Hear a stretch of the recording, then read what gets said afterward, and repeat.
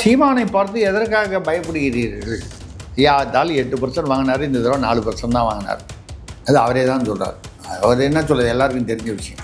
அவரை பார்த்து நீங்கள் பயப்பட வேண்டிய அவசியமே இல்லையே. நோ கமெண்ட்ஸ்ன்னு என்னத்துக்கடா அதுக்காடா அவங்கள ஆட்சிக்கு கொள்ளணும் அப்படின்னு அவர் பொதுமக்களுடைய குரலை பிரதிபலிக்கிறார். இப்போ சீமானை எதிர்த்து பேசுவதாலோ சரி சீமானை கைது பண்ணணும் அவ்வளோதானே, பண்ணால் என்ன ஆக போகுது? 4%லேருந்து மறுபடியும் அவருக்கு 8% வரும் கைது பண்ணதுனால. பண்ணுங்க. இல்லை சீமானை நம்ம அடக்கி ஒடுக்கிடுவோம் அப்படின்னா அவர் இது இல்லைன்னா வேறு ஏதோ ஒன்று பேசிக்கிட்டு தான் இருக்க போகிறாரு. நம்ம சீமானுடைய சுபாவத்தை வச்சு சொல்கிறோம். இப்போல்லாம் கைது பண்ணுவேன் போவேன் வருவேன்னு சொன்னால் பயந்து போய் வீட்டில் உட்கார ஆள் இல்லை அவர். அப்போ தான் இன்னும் கொஞ்சம் அதிகமாக பேசுவார், இன்னும் கொஞ்சம் டமால் டுமில்னு பேசுவார். அதே சமயத்தில் சீமானை ஏதோ அவதூறு வழக்கு போடுறேன், அதை பண்ணேன் இதை பண்ணேன் ஆட்சியில் நல்ல விஷயம், அதை நடக்க வேண்டிய விஷயங்களை பாருங்கள். ஐயா அந்த மின்வெட்டை பாருங்கள். உங்கள் கட்சி ஆட்கள் ஊழல் பண்ணுறது, ஆய்வு பண்ணுறேன்னு சொல்லி போய் வசூல் பண்ணுறது, பாலியல் வன்முறை பண்ணுறது, இதெல்லாம் முதல்ல அடக்குங்க. இதை அடக்குனாலே சட்டம் ஒழுங்கு தானாக சரியாக வரும். விஜய் அவர்களுடைய தலைமையிலான ஆட்சி அவர்களுடைய அந்த ஆட்டிடியூட், அந்த எண்ண ஓட்டத்தை, கோட்பாடுகளை மாற்றிக்கொண்டு மற்றவர்களை குறை சொல்வதை விட்டுவிட்டு ஆக்கபூர்வமான செயல்பாட்டில் ஈடுபட வேண்டும் என்பதுதான் நமது எதிர்பார்ப்பு. அப்படி நீங்கள் செயல்பட்டால் உங்கள் ஆட்சி நிலையாக இருக்கும். 5 வருஷம் நீங்கள் நிம்மதியாக ஓட்ட முடியும். இன்னி வரைக்கும் பார்த்தீங்கன்னா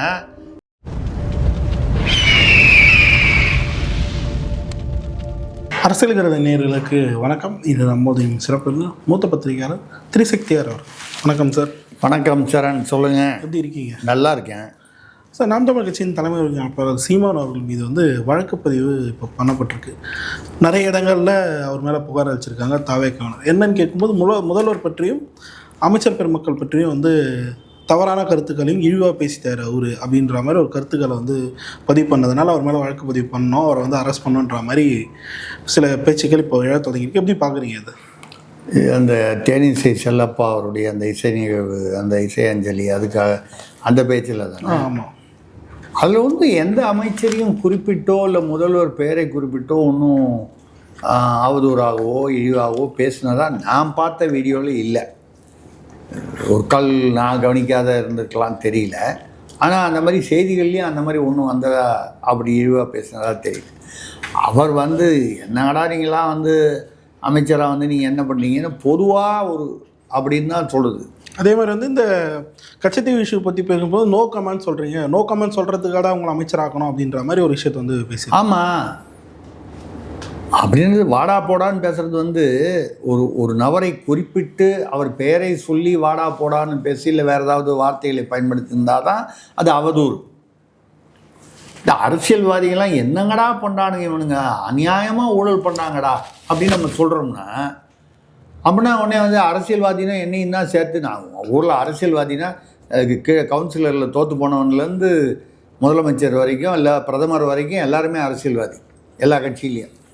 இந்த அரசியல்வாதிகள்லாம் இவனுங்க பண்ணுற திருட்டுத்தனம் இருக்குதே அப்படின்னு நம்ம பொதுவாக பேசுகிறோம். இன்றைக்கி இருக்கக்கூடிய சமூக அரசியல் சூழ்நிலையில் வச்சு நம்ம பொதுவாக பேசுகிறோன்னு வைங்க. இந்த பொதுவாக பேசுனதுக்கெல்லாம் நீங்கள் வழக்கு போடணுன்னா, அப்போ சீமானை பார்த்து எதற்காக பயப்படுகிறீர்கள்? நான் பயப்படுகிறீர்கள்னா உடனே சீமானுக்கு சொம்பு இவர். நான் சொல்கிறது என்னென்னா, யாத்தாலும் 8% வாங்கினார், இந்த தடவை 4% தான் வாங்கினார். அது அவரே தான் சொல்கிறார். அவர் என்ன சொல்கிறது எல்லாருக்கும் தெரிஞ்ச விஷயம். அவரை பார்த்து நீங்கள் பயப்பட வேண்டிய அவசியமே இல்லையே. அவர் பேசுனா பேசிட்டு போகிறாரு. அப்படியே பேசினாலும் அவர் விஜய் அவர்களையோ வேறு ஒரு பர்சனல் மேட்டராகவோ ஏதோ ஒன்று அந்த மாதிரி அவதூறாக பேசினா கூட அதை நீங்கள் அதை எடுத்துக்கிட்டு நீங்கள் போடலாம். எந்த அமைச்சரையோ இல்லை முதலமைச்சரையோ பர்சனலாக இழிவுபடுத்துகிற மாதிரி தொடர்பு படுத்தி பேசுகிறேன். நோ கமெண்ட்ஸ்ன்னு என்னத்துக்கடா அதுக்காடா அவங்கள ஆட்சிக்கு கொள்ளணும் அப்படின்னு அவர் பொதுமக்களுடைய குரலை பிரதிபலிக்கிறார். இன்றைக்கி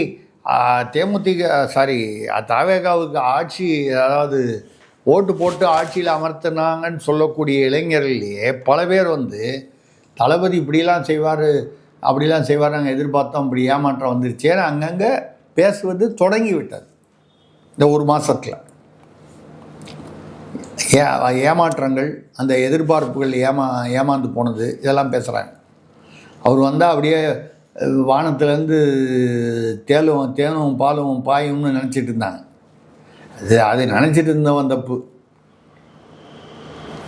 எந்த அரசியலுமே தேனும் தேன் பாயும் பால் பெருகி ஓடும் அப்படின்னு சொன்னால் கேட்குறவன் கேனையனாக இருந்தால் என்னமோ சொல்லுவாங்க ஒரு பழமொழி.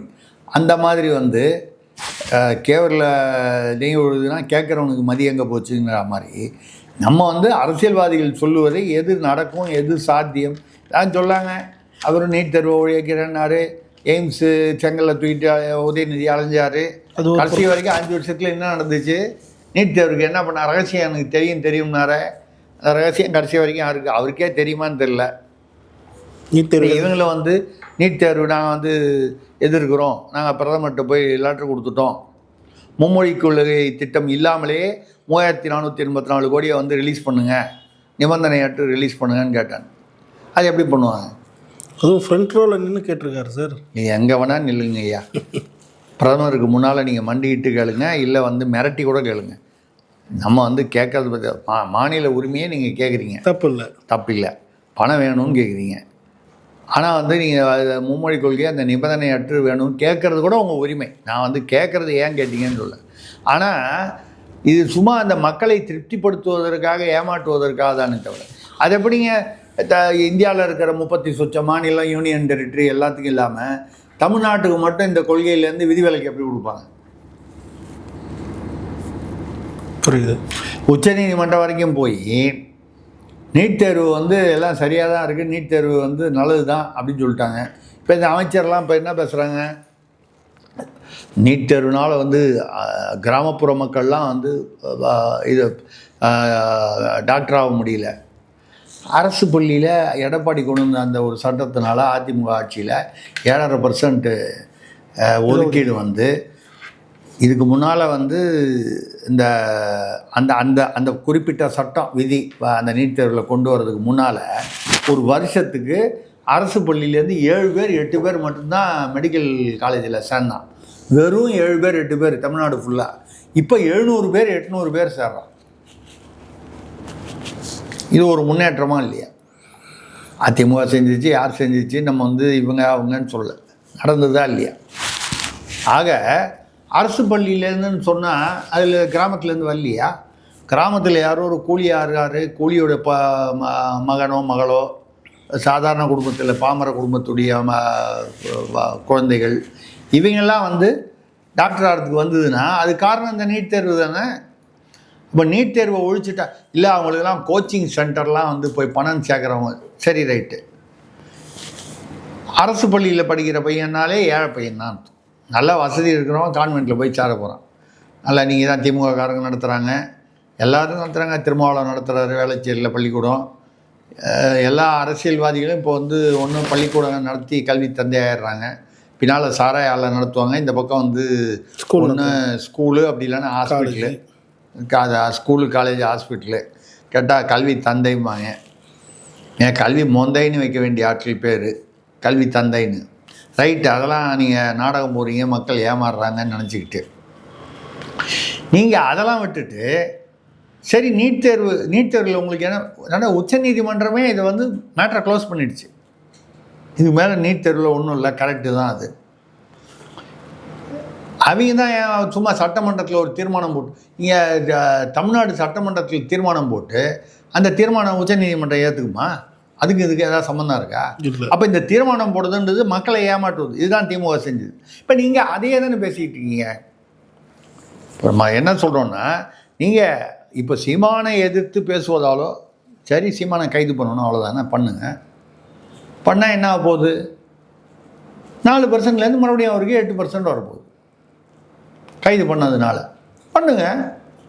பிற்காலம் இப்படி இருக்குமோ? இவங்களை எதிர்த்து திமுக அதிமுக வந்துடக்கூடாதுன்றதுக்காக சீமான் வளர்ந்தால் பரவாயில்லன்னு நினச்சி நம்ம அவரை கைது பண்ணால் அவர் கொஞ்சம் பிரபலம் அதிகமாகும். 4%ங்கிறது 8% உயர வரும். ஆனால் அதே சமயத்தில் நம்ம ஆட்சிக்கு ஆபத்து வராது. சீமான் 4லேருந்து 6 4லேருந்து 8 மறுபடியும் உயர்ந்ததுனால இவங்க ஆட்சிக்கு ஆபத்து வர்றதுக்கு ஒன்றும் வாய்ப்பு இல்லை.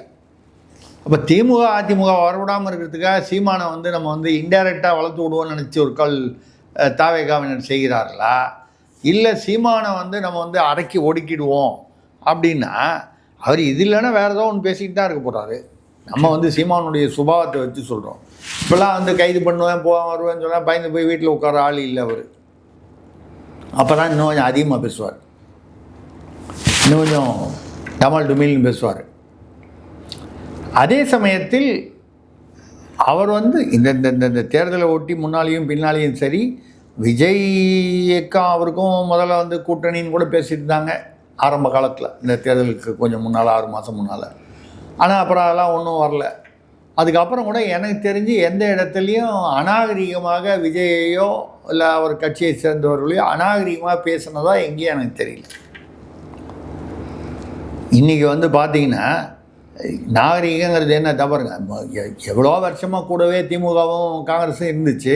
போன வாரம் முரசொலியில் என்ன எழுதினாங்க ராகுல் காந்தியை பற்றி, கெட்ட புத்தியாளர், கட்டை நாக்குடையவர், நம்பிக்கை துரோகி, பச்சோந்தி. ஏன் போன மாதம் வரைக்கும் கை கோத்துட்டு அலைஞ்சிங்க? சிதம்பரம் வந்து பேசி கடைசி நிமிஷத்தில் எல்லாம் செட் பண்ணி கொடுத்துட்டு போனார். இப்போ என்ன 1 மாதத்துக்குள்ளே பச்சோந்தி கெட்ட புத்தியாளர் அப்படிங்கிறது? அப்படின்னா இவ்வளோ வருஷமாக அந்த கெட்ட புத்தியாளர் கூட தான் எங்களுக்கு தெரியும். ஈழத்தில் வந்து அந்த கெட்ட புத்தி இருந்ததுனால தான், அது அவருக்கு மட்டும் இல்லை திமுகவுக்கு அந்த கெட்ட புத்தி இருந்ததுனால தான் அவங்களுக்கு கூட நின்று ஈழத்தில் இவ்வளவு வன்கொலைகளும் வன்புணர்வுகளும் வந்து பெண்களை மானபங்கப்படுத்தி குழந்தைகள்லாம் வந்து சிதைக்கப்பட்டதுக்கெல்லாம் காரணமாக இருந்தது காங்கிரஸ் அரசும் திமுகவும் தானே. அப்போ யாருக்கு கெட்ட புத்தின்றது மக்களுக்கு தெரியும். முரசொலியில் முதல் பக்கத்தில் போடுறாங்க ராகுல் காந்திக்கு கெட்ட புத்தியாளர்னு.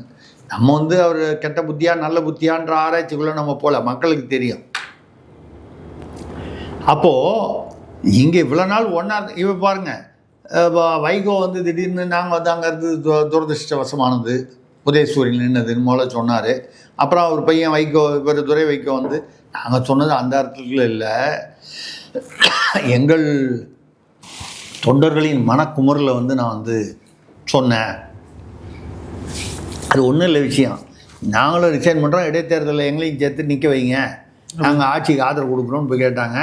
அவர் ஏற்கனவே வந்த 4 பேருடைய கதையே சிக்கலில் இருக்குது சட்ட ரீதியாக. அவங்களுக்கெல்லாம் சபாநாயகர் வந்து ஷோகாஸ் நோட்டீஸ் இஷ்யூ பண்ணிட்டார்.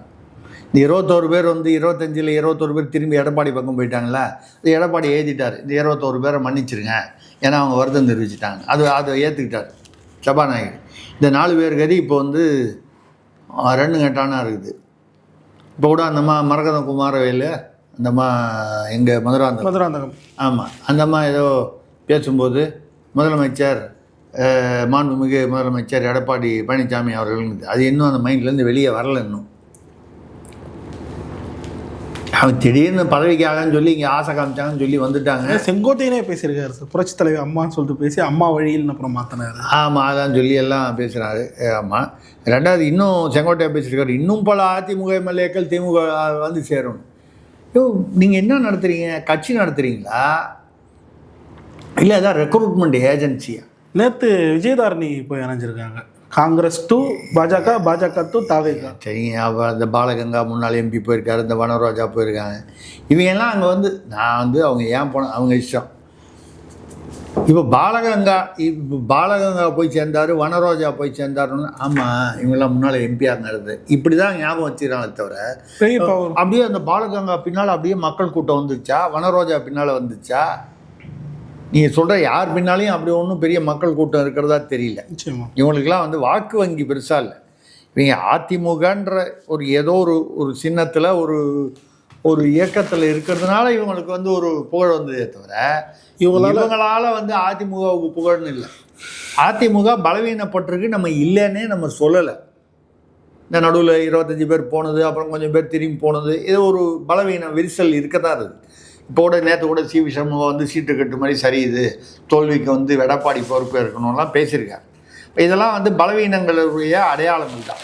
உடனே வந்து அவருக்கு எதிரான அந்த விழுப்புரம் திண்டிவனம் பகுதியில் அவருக்கு எதிராக அரசியல் உள்குத்து அரசியல் பண்ணக்கூடிய பசுபதியை விட்டு மறுபடியும் அவருக்கு எதிராக நீதானே வந்து எல்லாரையும் ஆசை காமிச்ச அப்படின்னு சொல்லி பேச வச்சுருக்காங்க. இதெல்லாம் வந்து ஒரு கட்சிக்கு வந்து உட்பூசல்ங்கிறது என்றைக்குமே பலவீனம் தான். இதெல்லாம் ரைட்டு. இன்றைக்கி நீங்கள் வந்து அதிமுக எம்எல்ஏக்கள் இன்னும் வருவார்கள்னு அப்போ உங்களை தாவேகா இயக்கத்தை நம்பி தாவேகா தொண்டர்களை நம்பி நீங்கள் ஆட்சி நடத்துகிறதா அபிப்பிராயமே இல்லையா? தன்னம்பிக்கையே இல்லையா? அதிமுகலேருந்து வரணும், திமுகலேருந்து வரணும், விசிகாலேருந்து இப்போ அவர் வேறு வந்து தயவுசெய்து காங்கிரஸும் தாவேகாவும் விசிகாவிலேருந்து யாரையும் வந்தால் கூட ஏற்றுக்கொள்ளக்கூடாது அப்படின்னு கோரிக்கை வைக்கிறார். ஒரே கூட்டணியில் இருந்துக்கிட்டு இப்போ கன்றாவியா இல்லை அது. ஒரே கூட்டணியிலேருந்து நீங்கள் அங்கேருந்து நீங்கள் ஆளை கூட்டு வரீங்கன்னா நீங்கள் கூட இருக்கிறவனையே வந்து குடிபறிக்கிறீங்கன்னா அவர் டென்ஷன் பாவம் திருமாவண்ணனுக்கு. இல்லை பனையூர் பாபு போல் ஒரு குரூப் வந்து இந்த ஆளூர் ஷானவாசு, இந்த ரவிக்குமார் இவங்கெல்லாம் வந்து பனையூர் பாபு போய் சேர்ந்துட்டார் திமுகவுக்கு. மற்றவங்களும் போகிற வழியில் ஆந்திவே இருக்காங்க. அதனால தான் அப்பப்போ வந்து நாங்கள் வந்து திமுக கூட்டணியில் இன்னும் இருக்கிறோம், ஆனால் இல்லை வடிவேலு மாதிரி வரும் ஆனால் வராது அப்படின்னு பேசிகிட்டு இருக்காரு. இன்றைக்கி அரசியலில் வந்து சினிமாவில் வடிவேலு இல்லாத அந்த குறையை வந்து அரசியலில் திருமாவண்ணன் தான் வந்து அந்த வடிவேலுவாக இருந்து அதை வந்து நிறைவேற்றுப்பவர். ஏன்னா அவர் ஒரு நாளைக்கு ஒன்று பேசுகிறார், காலையில் ஒன்று பேசுகிறார், சாயந்தரம் ஒன்று பேசுகிறாரு. அவருக்கே என்ன பேசுகிறதுன்னு புரியாத நிலைமையில் இருக்கார். ஏன்னா அவரை மீறி கட்சியோட கிரிப்பு வந்து அவர்கிட்டேருந்து கொஞ்சம் கொஞ்சமாக விலகி போயிட்டுருக்கு. வன்னியர் அமைச்சர் ஆகிட்டாருன்னு சொன்னால் வன்னியர்ஸ் திடீர்னு வந்து இல்லைங்க நான் கூட தாவேக்கா போகிறேங்க அப்படின்னு அந்த கூட ஜோதிமணியும் சேர்த்துட்டு போயிட்டாருன்னு வைங்க, 100% சட்டமன்ற வராது, கட்சி தடை வராது. இது நடக்குமா நடக்காதான்னு நமக்கு தெரியாது. அது மாதிரி ஒரு சூழ்நிலையில் தான் இருக்காங்க. இந்த சமயத்தில் சீமானை வந்து ஏதோ அவதூறு வழக்கு போடுறேன், அதை பண்ணுறேன், இதை பண்ணுறேன் வந்து ஆட்சியில் வந்து நல்ல விஷயம், அதை நடக்க வேண்டிய விஷயங்களை பாருங்கள். ஐயா அந்த மின்வெட்டை பாருங்கள். திருப்பி மின்வெட்டு என்ன சொல்கிறீங்க? திமுககாரங்களாம் வந்து அதிகாரிகள் வந்து வேணும்ட்டு ஃபியூஸ் கேரியர் பண்ணிட்டேன். செந்தில் பாலாஜி அவரே கேள்வி கேட்க ஆரம்பித்தார். அவர் என்ன கேட்குறாரு, காலையில் ஃபியூஸ் கேரியர் போடணுன்னா ராத்திரி எப்படிங்க இது பவர் கட் வரும்னு கேட்குறாரு. கரெக்டு தானே? லாஜிக் கரெக்டு தான். இல்லை நடுவில் அவர் வந்து ஹார்ட் டிஸ்கை பற்றி வாண்டனாக வந்து வண்டியில் ஏறி இருக்காரு. ஹார்ட் டிஸ்க்கு காணணுன்னு உங்களை கேட்டாங்களா? ஹார்ட் டிஸ்க் எங்கே போச்சு, நீ தான் வந்து உங்கள் ஆளை வச்சு எடுத்தியான்னு ஒன்று வந்து யாராவது போலீஸ்லேயே யாராவது வந்து கேட்டாங்களா? இல்லை அரசியல் ரீதியாக யாராவது சொன்னாங்களா? மக்கள் வந்து இது யார் எடுத்திருப்பாங்கன்னு அது யூகம் என்ன வேணால் பண்ணிட்டு போகிறான். மக்கள் யூகம் வந்து அது மீடியா யூகம்ங்கிறதெல்லாம் பொதுவான விஷயம். அதுக்கே நீ பயப்படணும். இவராக வந்து ஏதோ அறிக்கை விட்டார். இப்போ நேற்று ஒரு அறிக்கை விட்டுக்காரு, எனக்கு ஆச்சரியமாக இருக்குது. என்ன விஷயம்? செந்தில் பாலாஜி மின்வெட்டு விஷயமா. அதில் காணாமல் போன அந்த தரவுகள், அந்த ஹார்ட் டிஸ்கில் உள்ள தரவுகள், அதில் இருந்த கண்டென்ட் அதெல்லாம் ஒன்றும் முக்கியமானது இல்லை, ரகசியமானது எதுவும் இல்லை. உங்களுக்கு ஏன் சார் கவலை? நீங்கள் ஏங்க பெருமைச்சு விட்றீங்க? ஒன்று அதில் வந்து முக்கியமானது இல்லை அப்படிங்கிறது. அப்பாடி நல்ல வேலை, நம்ம நினச்ச அந்த மேட்டர்லாம் இன்னும் மாட்டில் போல இருக்குது அப்படின்னு நினச்சி சந்தோஷப்படுறீங்களா? இல்லை நீங்களே தாவேகால யாரையாவது ஒரு இப்போ எல்லோரும் சொல்கிறாங்க தாவேகால வந்து திமுகவுடைய கார்பன் காப்பி தான் சொல்கிறாங்க, அப்புறம் ஸ்லீப்பர் செல் இருக்காங்கன்னு சொல்கிறாங்க. இதெல்லாம் நிறைய பேச்சு அடிபடுது. இதில் எது உண்மைன்னு தெரியாது. யாரை கேட்டாலும் அவங்க பிஜேபி பி டீம்னு இவங்க சொல்லுவாங்க, அவங்க பிஜேபி பி டீம் சொல்லுவாங்க, திமுக பி டீம்னு இவங்க சொல்லுவாங்க. இது அரசியலில் ரொம்ப ஏ டீமே கிடையாது போல இருக்குது. எல்லோரும் யாருக்கோ பி டீமாக இருக்காங்களே தவிர யாருமே ஒரிஜினலாக ஏ டீமே கிடையாது போல இருக்குது. அந்த மாதிரி உள்ள சூழ்நிலையில் அப்படின்னா இவர் தான் செட்டப் பண்ணிட்டாரான்ற ஒரு சந்தேகம் வருது. செந்தில் பாலாஜி தாவேகா அமைச்சர்கள் யாரையாவதோ இல்லை அதிகாரிகள் மூலமாகவோ, அதிகாரிகள் மூலமாக பண்ணால் இப்போ அமைச்சர்கள்லாம் என்ன பண்ணுறாங்க? திமுகவுக்கு ஆதரவாக தவறு செய்யும் அதிகாரிகளை, ஆதரவாக இருந்தானா உள்ளுக்குள்ளே இருந்துட்டு போட்டோம், தவறு செய்யும் அதிகாரிகளை நடவடிக்கை எடுங்க. கிரிமினல் குற்றமாக இருந்தால் கைது பண்ணுங்கள், இல்லை துறை ரீதியான நடவடிக்கை எடுங்க. ரெண்டாவது, தமிழ்நாட்டில் இருக்கிற எல்லா மின்துறை அலுவலர் எல்லாரும் திமுக ஆள் அப்படி அவங்க பீரியடில் உள்ளே வந்தவனா இருக்கலாம், ஓரளவுக்கு அந்த விசுவாசம் இருக்கலாம். ஆனால் அவ்வளோ பேரும் அப்படி இருப்பான்னு சொல்ல முடியாது. ஏன்னா அவனுக்கு அடுத்த மாதம் சம்பளம் வாங்கணும் இல்லை, இந்த ஆட்சியில் தானே வாங்கணும். அப்படி இருக்கும்பொழுது இப்போ அவர் ஜே ராதாகிருஷ்ணன் ஐஏஎஸ் அவர் என்ன சொல்கிறாரு? ஓவர்லோடு தான் காரணங்கிறார். ஓவர்லோடு காரணம்னா நீங்கள் இந்த பீரியடில் வந்து ஆமாம் அக்னி நட்சத்திரம்லாம் முடிஞ்சு கொஞ்சம் செப்டம்பர் வரைக்கும் வெயில் அதிகமாக இருக்கும், அதாவது வழக்கத்தை விட அதிகமாக வித்தியாசமாக சொல்கிறாங்கல்ல, டிவிலேயே வருது இல்லை, அந்த வானிலை அறிக்கை உங்களுக்கு தெரியாதா? முன்னால் தமிழ்நாடு அரசுக்கு நமக்கு தெரியும், பப்ளிக்கு தெரியறது வந்து அதுக்கு முன்னால் அரசுக்கு தெரியும்ல. அது ரெண்டாவது அங்கே உள்ள அதிகாரிகள் சொல்கிறாங்கல்ல, சார் வழக்கமாக இன்றைக்கி ஒரு நாளைக்கு இவ்வளோ யூனிட் தான் இந்த பீரியடில் வரும், இந்த ஜூன் மாதம் மே மாதத்தில் தான் அதிகமாக இருக்கும், அக்னி நட்சத்திரம் முடிஞ்சு இறங்கும், அதாவது வெயில் இறங்கும், கன்சம்ஷனும் இறங்கும், மின் பயன் இப்போ வந்து ஆனால் இறங்காமல் ஏறிக்கிட்டே இருக்குது, இல்லை அதே நிலையில் இருக்குது சொல்கிறாங்கல்ல. இப்போ சொல்லும்போது என்ன பண்ணணும்?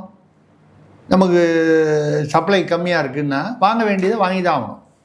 நீங்கள் வாங்க வேண்டியது வாங்கும்போது அதில் கமிஷன் வாங்காமல் திமுக பீரியடில் வந்து எனக்கு தெரியும், திமுகவுக்கு சப்ளை பண்ண சில என்ன சொல்கிறது பவர் பிளான்ட்டெல்லாம் அவங்களுக்கெல்லாம் வந்து நான் இந்தோனேஷியாவில் வந்து நிலக்கரி சுரங்கம் வாங்கி கொடுத்துருக்கேன், பேசியிருக்கோம். அவங்க நிலக்கரி அவங்களே என்கிட்ட சொல்லுவாங்க, மொத்தம் 12 ரூபா 13 ரூபான்னு யூனிட்டுக்கு வாங்கினாங்கன்னா 1.5 ரூபா கமிஷனு ஒரு யூனிட்டுக்கு நம்ம நினைக்கிறோம் எவ்வளோ மெகாவாட்டுன்னு கணக்கு பார்த்தீங்கன்னா அது பெரிய கோடிக்கணக்கில் வரும். திமுக ஆட்சியில் அப்படி தான் அவங்களே ஒரு பற்றாக்குறையை ஏற்படுத்துவாங்க, பற்றாக்குறைன்னு ஒரு பில்டப் பண்ணிட்டு போய் வேறு வழி இல்லை 12 ரூபா 13 ரூபா கொடுத்து வாங்கி அதில் ஒரு ரூபாயோ 2 ரூபாயோ ஒரு யூனிட்டுக்கு லாஞ்சம் வாங்கிட்டு இதெல்லாம் பண்ணிவிட்டு மக்களுக்கு விற்கும் போது எவ்வளோக்கு விற்கணும்? கமர்ஷியலாக விற்றாலே 8 ரூபா, சாதாரணமாக விற்றா 3 ரூபா 3 ரூபான்னு விற்கிறாங்க. அப்போ அரசாங்கத்துக்கு நஷ்டம். அப்போ கடன் ஏறாமல் என்ன பண்ணணும்? இதுதான் திமுகவோட ஃபார்முலா. இப்போ நீங்கள் வந்துட்டீங்க, கமிஷனை ஒழிக்கிறேன்னு சொல்கிறீங்க, கமிஷனை ஒழிச்சிட்டு 12 ரூபாய்க்கு அவன் 2 ரூபா கமிஷனோடு வாங்கினால ஒரு யூனிட்டு 10 ரூபாய்க்கு வாங்க, கடன் கம்மியாகும்ல. அதே சமயத்தில் மின்சாரம் கரெக்டாக வந்து தேவைப்படும் மின்சாரம் கிடைக்கும், மின்வெட்டு வர எல்லா இடத்துலையும் மின்வெட்டுங்க, பகலில் மின்வெட்டு, ராத்திரியில் மின்வெட்டு, குரூப்பாக எல்லோரும் சாலை மறியலில் தினம் வந்து மறியல் எல்லா ஊர்லேயும் தமிழ்நாடு முழுக்க. செங்கல்பட்டில் அரசு மருத்துவமனையில் பவர் கட்டுனால செல்ஃபோனை வச்சுக்கிட்டு சிகிச்சை பண்ணுறாங்க. செல்ஃபோன் வெளிச்சத்தில் எங்கள் எமர்ஜென்சியில் ஏற்கனவே வந்து நல்லா வெளிச்சம் இருக்கும்போதே மூக்கில் கட்டினா வயிற்றில் ஆப்ரேஷன் பண்ணி ஏதோ ஒரு பொண்ணு செத்து போச்சு. இப்போ ஒரு 10 நாள் முன்னால் இது மாதிரிலாம் நிறைய நடக்குது. இது செல்ஃபோனில் வந்து நீங்கள் வெளிச்சத்தில் வந்து ஒரு எமர்ஜென்சி சிகிச்சை பண்ணிங்கன்னா என்ன ஆகும்? அதே செங்கல்பட்டில் ஒரு மூதாட்டி வீட்டில் ஆக்சிஜன் வச்சுருக்காங்க. சில பேர் வந்து ரொம்ப ஆஸ்பத்திரியிலேருந்து ஆக்சிஜன்னா ஒரு அளவுக்கு சொல்லிடுவாங்க, ஆஸ்பத்திரியில் வச்சு பிரயோஜனம் இல்லைங்க, வீட்டிலே வச்சுங்க. வீட்டிலே இப்போ ஆக்சிஜன்லாம் அந்த வைக்கிறதுக்கான வசதிகள்லாம் வந்துடுச்சு, வாடகைக்கு வந்துடுச்சு. வசதி இருக்கிறவங்க வேலை கொடுத்து வாங்கி வச்சுருக்காங்க. இந்த ஆக்சிஜன் எதில் வரும்? கரண்ட்டில் தான் வரும். பவர் கட்டு 3 மணி நேரம் 4 மணி நேரம் நம்ம ஆக்சிஜன் இல்லாமல் செத்து போச்சு. ஒரு சுகாதார அமைச்சர், தாவேக அமைச்சர், இப்போ யார் சுகாதார அமைச்சர்னு பேரோடு நமக்கு மனசில் நிற்க மாட்டேங்குது. ரைட்டு, அருண்ராஜ் ஐஆர்எஸ் அவர். ஆனால் ஹாஸ்பிட்டலுக்கு போகிறத பார்த்தா பர்வேஸ் அமைச்சர் தான் போயிட்டுருக்காரு. பர்வேஸ் போய் சிஎம் படம் எங்கன்னு கேட்டுக்கிட்டு இருக்காரு. அது கூட போய் அவர் வந்து ஆஸ்பத்திரியை பற்றி ஒன்றும் விசாரிக்கல, சிஎம் படம் எங்கே இருக்குதுன்னு கேட்குறாரு. ரொம்ப புரோட்டோகாலை ஃபாலோ பண்ண மாட்டீங்கன்னா? ஆமாம், புரோட்டோகாலு ரைட்டுங்க. சிஎம் படம் போட்டதுனால எல்லாருக்கும் ஆக்சிஜன் வந்துருமா? இல்லை சிஎம் படத்தை பார்த்தோன்னே எல்லோரும் அப்படியே அப்படியே இப்போ பாகுபலி மாதிரி எந்திரிச்சு வந்துடுவாங்களா? ரெண்டாவது, நீங்கள் தொழிலாளர்னாலுங்க ஃபேக்ட்ரி பக்கம் போங்க, நீங்கள் ஏங்க வந்து ஆஸ்பத்திரி போகிறீங்க? அதுக்கு ஒரு அமைச்சர் வச்சுருக்காங்களே சம்மந்தம். இப்போ பார்த்தீங்கன்னா எல்லாம் எங்கேயோ பார்த்தீங்கன்னா ரேஷன் கடையில் பூந்து ஒரு தாவேக்கா நிர்வாகி கூட இல்லை, சாதாரண உறுப்பினர் ஒரு பெரியவர், என்னென்னா 3000 ரூபா கொடு, எங்கள் ஆட்சி நடக்குது. அங்கங்கே வந்து பார்த்தீங்கன்னா பாலியல் குற்றங்களில் ஸ்ரீவைகுண்டத்தில் பாருங்கள், இந்த அன்னை சரவணன் எம்எல்ஏ இது வரைக்கும் அவர் பேரில் வழக்கம் போல் கைது பண்ணலையே. ஏன்னா அவர் வந்து ஒரு 500 வாட்ஸ்அப்புக்கு ஒரு குரூப் வச்சுக்கிட்டு அவர் வந்து பெரிய லாட்ரி ஏஜென்ட்டாக அவர். அதுவும் எந்த லாட்ரி? கலர் லாட்ரி, கருப்பு பண லாட்ரி. அது ஏஜென்ட்டாக அவர் மூலமாக மட்டுமே, அந்த ஒரு ஏஜென்ட் மூலமாகவே ஒரு நாளைக்கு 1 கோடி ரூபா கள்ள பணம் கலெக்ட் ஆகுதா? யாருக்கு? ஒரு குடும்பத்துக்கு. அவரும் யாரும் நமக்கு தெரியும். ஆமாம், அந்த குடும்பம் என்னென்னு எல்லாருக்கும் தெரியுது. அப்போ அவர் மேலே நீங்கள் கை வைக்கலை. ஆலந்தூரில் பார்த்தீங்கன்னா உள்ளே பூந்து ஒரு நிர்வாகி ஒன்று பண்ணியிருக்கிறாரு. சேலம் பக்கத்தில் ஓமலூரில் மணிகண்டன் ஒருத்தர் 50 பெண்கள்கிட்ட வந்து அந்த ஃபோட்டோலாம் எடுத்து ஆபாச படங்கள்லாம் வச்சு மிரட்டிக்கிட்டு பண்ணிகிட்ருக்காரு. இப்படி அதாவது சிங்கப்பெண் அதிரடிப்படையில் என்ன பண்ணீங்க? சினிமா பாட்டு போட்டீங்க. ஆள போகிறான்டா தமிழன், சிங்கப்பெண்ணு. ஏங்க அடுத்தது அரசு விழாவில் வந்து தமிழ்தாய் வாழ்த்தெல்லாம் எடுத்துகிட்டு இனிமேல் வந்து விஜய் பட பாடலாம் போட்டுருவீங்களா? அரசு விழாக்கள்லாம் வந்து இதுக்கப்புறம் இந்த குத்தாட்டம்லாம் போட்டு டூயட்டு டான்ஸ் ஆடுற மாதிரி ஒரு ஆக்ட்ரஸ் எல்லாம் நினைக்க வச்சு அவர் மாண்புமிகு முதல்வர் விஜயை குஷிப்படுத்தணுன்றதுக்காக அரசு, நான் தான் சொல்கிறேன், கட்சி விழாவில் அதெல்லாம் பண்ணுங்க, அது உங்கள் இஷ்டம். அரசு விழாவில் விஜயோடைய சினிமா பாடல் எங்கேருந்து வருது? ஒன்று அது தேசபக்தி பாடலாக இருக்கணும், தேசியம், இல்லை தமிழ்நாட்டின் பெருமை உள்ள விஷயமா இருக்கணும். ஒரு பாரதியார் பாட்டு போடுங்க, ஒரு திருவள்ளுவருடைய குரலை வந்து சொல்லுங்கள். எவ்வளோ விஷயங்கள் இருக்குது தமிழ்நாட்டுக்கு பெருமையை சேர்ப்பது. விஜயோடைய சினிமா பாட்டை வந்து போலீஸ் பீட்டில் வாசிக்கிறாங்கன்னா அப்போ இது தாவேகா, அது அரசு. அவரே நீங்கள் இந்த பறவையை சொல்கிறீங்க பாருங்க, அவர் வந்து கட்சி நிகழ்ச்சி நிரல் போடுறாரு. காலையில் 10 மணிக்கு கொடியேற்றுறது, 12 மணிக்கு கஞ்சி ஊற்றுறது, கஞ்சி தொட்டி திறக்கிறது, இது குடி தண்ணீர் தொட்டி இதெல்லாம் கட்சி விழா. இது எதில் போகிறாருன்னா தமிழ்நாடு அரசு எம்பளம் முத்திரை போட்ட லெட்டர் இல்லை.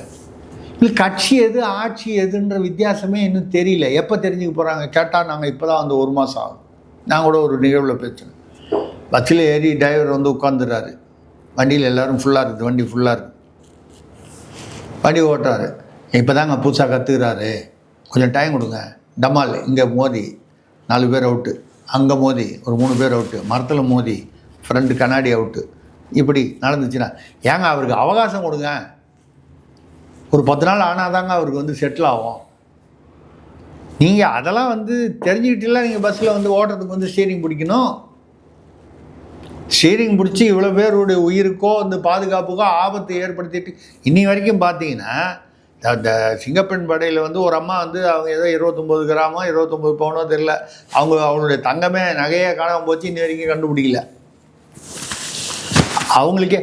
அப்புறம் வந்து அது என்ன ஊர், ஏதோ ஒரு ஊரில் அந்த சிவகங்கையில் ஒரு அம்மா போலீஸ் கான்ஸ்டபிள், அந்த அம்மா வந்து வர வச்சு யாரோ பார்த்தாங்க, அவங்களோட பழைய காதலன்னு ஏதோ ஒரு உள்ள இருக்குது போல இருக்குது. அது பார்த்தீங்கன்னா 3 பேர் சேர்ந்து கேங் ரேப் பண்ணிட்டாங்க. யாரா? ஒரு போலீஸ் கான்ஸ்டபிள். இப்போ போலீஸுக்கே சிங்கப்பெண் அதிரடிப்படைக்கே வந்து பாதுகாப்பு இல்லைன்னா இவங்க எப்படி மக்களை பாதுகாப்பாங்க? இப்படிப்பட்ட ஒரு இது இருக்குது. அதனால் நம்ம என்ன சொல்கிறோன்னா, சீமான் போன்றவர்களையோ இல்லை எதிர்கட்சிகளையோ இவங்களை வந்து நீங்கள் வந்து கைது பண்ணுறேன், வழக்கு போடுறேன்னு இதெல்லாம் வந்து விட்டுட்டு இந்த மின்வெட்டை பாருங்கள். உங்கள் கட்சி ஆட்கள் வந்து ஊழல் பண்ணுறது, ஆய்வு பண்ணுறேன்னு சொல்லி போய் வசூல் பண்ணுறது, பாலியல் வன்முறை பண்ணுறது, இதெல்லாம் முதல்ல அடக்குங்க. இதை அடக்குனாலே சட்டம் ஒழுங்கு தானாக சரியாக வரும். ஏன்னா திமுகலாம் அப்படி தானே. ஞானசேகரன்கள் வந்து யார் அந்த சார் வந்தபோது அதை அடக்காமல் விட்டதுனால தானே ஆட்சியை அகற்றினாங்க மக்கள். அதை பார்த்தாவது உங்களுக்கு புத்தி வரணுமா இல்லையா? இப்போவும் புத்தி வரலன்னா மக்கள் முடிவு எடுக்க வேண்டிய நேரத்தில் எடுப்பார். தேர்தல் வரும்போது தானே, தேர்தல் எப்போ வரும்னு சொல்ல முடியாது. புரியுது. ஆமாம், இப்போ எல்லோரும் வந்து இப்போ தாவேக்கா, இப்போ கம்யூனிஸ்ட் இவங்கெல்லாம் இருக்காங்க அப்படின்னு நம்பி இருக்காதீங்க. காங்கிரஸ்லாம் இருக்காங்கன்னா பல பர்முடேஷன் காம்பினேஷன் 24 மணி நேரத்தில் தானே மாறிச்சு. ஆட்சிக்கு வரும்போது அந்த 4 நாளில் 1 வாரத்தில் தானே மாறிச்சு. 108லேருந்து நீங்கள் ஆட்சி அமைக்கிறதுக்கானது அந்த 1 வாரத்தில் இப்படிப்படியோ மாறிச்சு இல்லை. மறுபடியும் வேறு விதமாக மாறுறதுக்கு எவ்வளோ நேரம் ஆக போகுது? அதனால் அந்த நெகட்டிவான விஷயங்களை விட்டுவிட்டு விஜய் தலைமையிலான அரசு, உங்களிடம் மக்கள் அதிகமாக எதிர்பார்க்கிறார்கள், இளைஞர்கள் குறிப்பாக அதிகமாக எதிர்பார்க்கிறார்கள். அதெல்லாம் மனசில் வச்சுக்கிட்டு பாசிட்டிவான விஷயங்களில் இருங்க. திருப்பி திமுக அவங்க தான் காரணம்னு சொல்லாதீங்க. ஐயா அவங்க தான் வந்து மோசம், அதனால தான் அவங்கள ஆட்சி விட்டு மக்கள் அகற்றிட்டாங்க. அப்புறம் அவன் பேர்லேயே குத்தம் சொல்லிட்டு எவ்வளோ நாள் ஓட்டுவீங்க? 5 வருஷமும் இதே ஓட்டிடுவீங்களா? மக்களுக்கு நீங்கள் அளித்த வாக்குறுதியெல்லாம் திமுகனால தான் கொடுக்க முடியலன்னா அப்போ எல்லாம் சொல்லுவான். அப்போ அது பேசாமல் திமுகவே இருந்துட்டு போகலாம். ஏன்னா வருமா வராதா? அதனால் விஜய் அவர்களுடைய தலைமையிலான ஆட்சி, அவர்களுடைய அந்த ஆட்டிடியூட், அந்த எண்ண ஓட்டத்தை, கோட்பாடுகளை மாற்றிக்கொண்டு மற்றவர்களை குறை சொல்வதை விட்டுவிட்டு ஆக்கபூர்வமான செயல்பாட்டில் ஈடுபட வேண்டும் என்பதுதான் நமது எதிர்பார்ப்பு. அப்படி நீங்கள் செயல்பட்டால் உங்கள் ஆட்சி நிலையாக இருக்கும். 5 வருஷம் நீங்கள் நிம்மதியாக ஓட்ட முடியும். அதுதான் நம்ம சொல்லுவோம். பல்வேறு கேள்வி தெளிவாக நன்றி. வணக்கம், நன்றி.